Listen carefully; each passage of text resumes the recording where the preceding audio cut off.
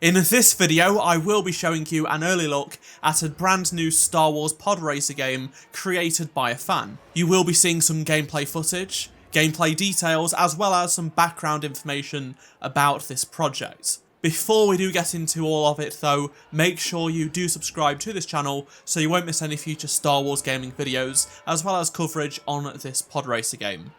So many people are desperate for a current gen pod racing game, and this feels like it will be the closest we are going to be getting for quite some time. Over 3 years ago I made this video talking about how the episode 1 racer game that has become a bit of a fan favourite classic Star Wars game was re-released on the PS4 and Nintendo Switch. The re-release did come with a couple of improvements, but it was largely unchanged. Also in that video, I showed off a fan-made pod racing game built in Unreal Engine 4 to show just what it may look like if a studio did put out a new pod racing game in the year of 2020. Well, that video has been watched by a lot of people, and I've had so many comments from people saying I'd love a modern day Star Wars pod race game. But it also inspired another fan to make a new playable pod racing demo within Unreal Engine 5. They felt a bit frustrated by the handling, so they set out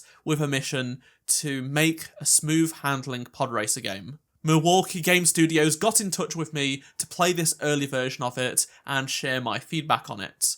Also, they want to gain feedback from you, my viewers.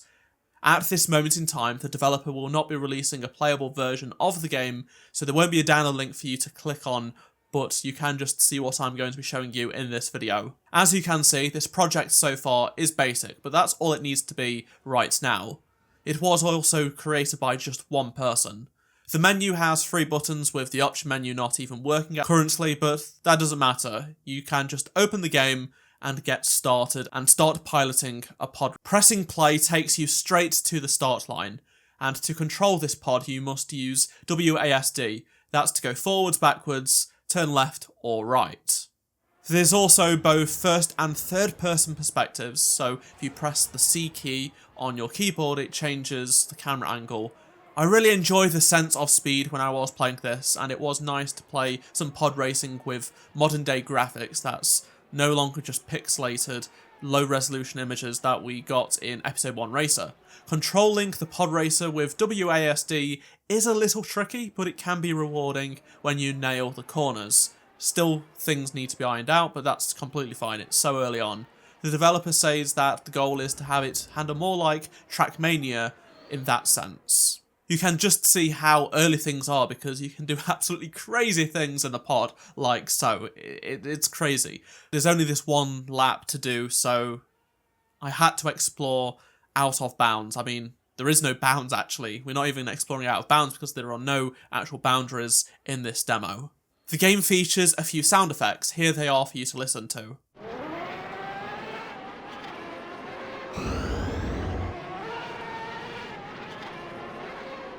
There is also a timer, a speedometer, and target lap times. You can also press escape to open up the pause menu, but pressing R will automatically restart the lap if you do mess up, which will happen many times. My fastest lap time was 32 seconds, which was enough to get the gold medal par time of under 35 seconds, although you could just go past the start-finish line and reverse if you want to cheat.